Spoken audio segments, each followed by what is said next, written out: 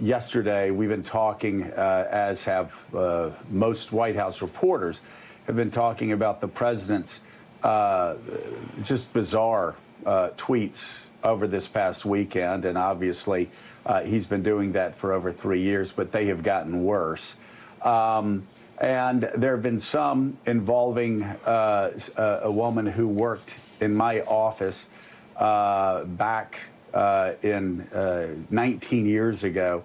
And the New York Times' Kara Swisher this morning has just posted an op-ed in the New York Times about what Twitter should do. A lot of people calling for Donald Trump to be taken off the site, or at least the tweets being taken down.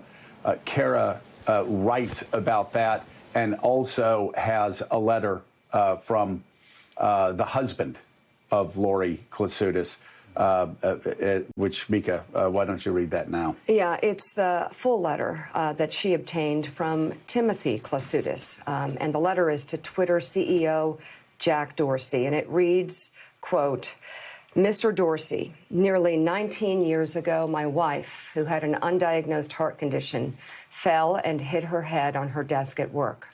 She was found dead the next morning.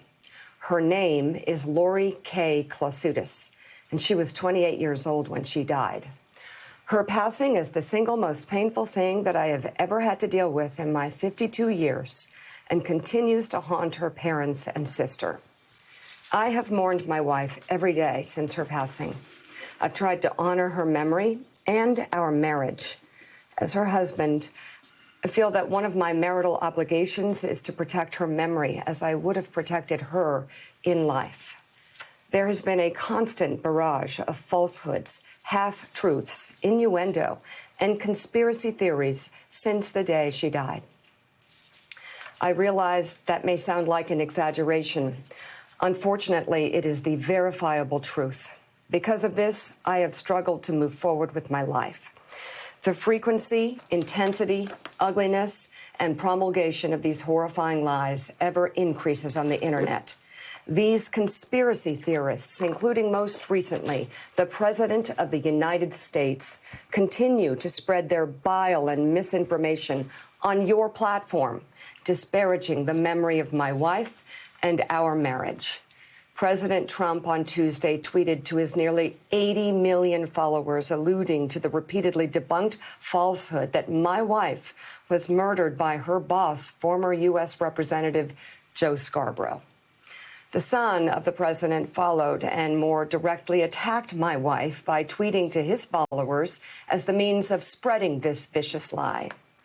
I'm sure you're aware of this situation because media around the world have covered it. But just in case, here it is. And here, TJ Klausutis pastes the tweets from President Donald Trump and one from his son, Donald Trump Jr. Timothy goes on, my request is simple. Please delete these tweets. I'm a research engineer and not a lawyer, but I've reviewed all Twitter's rules and terms of service. The president's tweets that suggest that Lori was murdered without evidence and contrary to the official autopsy is a violation of Twitter's community rules and terms of service. An ordinary user like me would be banished from the platform for such a tweet. But I'm only asking that these tweets be removed. I am now angry, as well as frustrated and grieved. I understand that Twitter's policies about content are designed to maintain the appearance that your hands are clean. You provide the platform, and the rest is up to users. However, in certain past cases, Twitter has removed content and accounts that are inconsistent with your terms of service. I'm asking you to intervene in this instance because the President of the United States has taken something that does not belong to him, the memory of my dead wife, and perverted it for perceived political gain. I would also ask that you consider Lori's niece and 2 nephews who will eventually come across this filth in the future. They've never met their aunt, and it pains me to think that they would ever have to learn about her in this way. My wife deserves better. Thank you for your consideration. I look forward to hearing from you soon. Sincerely, Timothy J. Klasudis, Ph.D. Willie. And Willie, the line here, and you know, I know all too well how much TJ has suffered, and how much he's told me his family has suffered. But he says in the letter that the president has taken something that doesn't belong to him, the memory of his dead wife, and perverted it for perceived political gain. You know, that's something that he has had to deal with for 19 years, whether it was, you know, from the far left of the internet or from Catherine Harris several years later on the internet, or from a far left website on the internet, or from the President of the United States.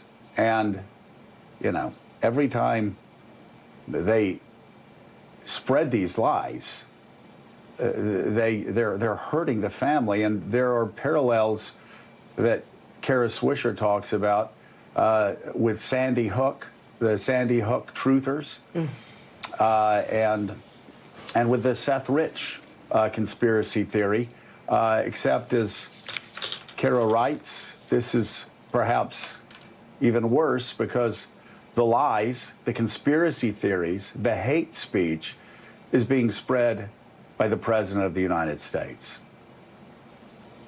Yeah, and it used to come from these dark corners of the internet, as you said. This is coming from the President of the United States.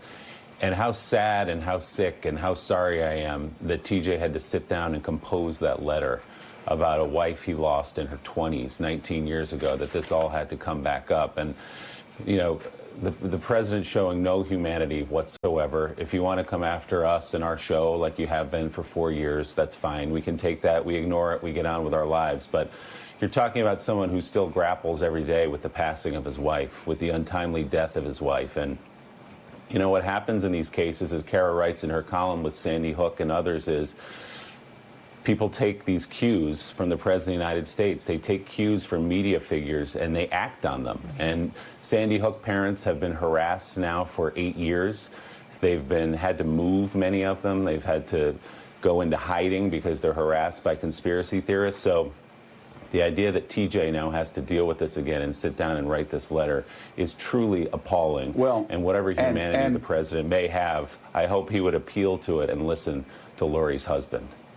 Well, and the family told the Washington Post, a member of the family told the Washington Post that they were afraid to speak out on this because they didn't want to be attacked by the internet trolls that have attacked and made the victims of Sandy Hook, the parents whose first grade children were slaughtered at Sandy Hook, made them live through the hell that they're now living through because of internet trolls, or Seth Rich's parents, what they have had to endure, and what the Klasudises, the entire family, have had to endure for 19 years.